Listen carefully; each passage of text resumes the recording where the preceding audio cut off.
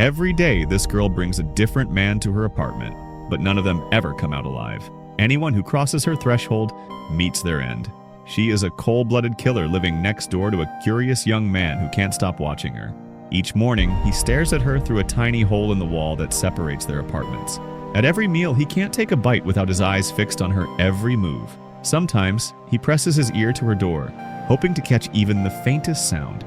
One day, she caught him eating leftovers from her trash. She smiled at him sweetly, then invited him over for dinner. At first, he hesitated to step inside her home, but her calm, inviting smile made him feel safe. From that day on, he began visiting her often, sharing meals, feeling like a new life was blooming inside his quiet heart. But that comfort didn't last long. One night, he saw her enter the apartment with another strange man. He watched, heart racing, and just as he turned to catch his breath, he saw her spin gracefully and, with surgical precision, plunge a knife into the man's chest. He froze, but what terrified him more than the murder was the smile she wore as she did it. Still trying to process what he'd just witnessed, his doorbell rang.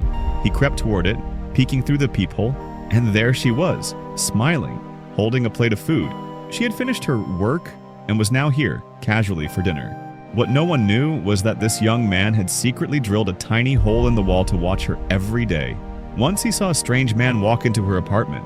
Jealousy flared in his chest. He thought the man was her lover, but then something he never expected happened. She did her usual spin and stabbed the man in a horrifying way. The boy couldn't hold back. He screamed in terror, and at that moment, she saw him.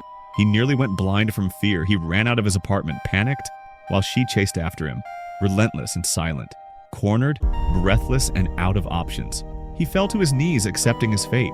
He didn't resist, because deep down, he believed that dying at the hands of the one he loved was the happiest ending he could ask for.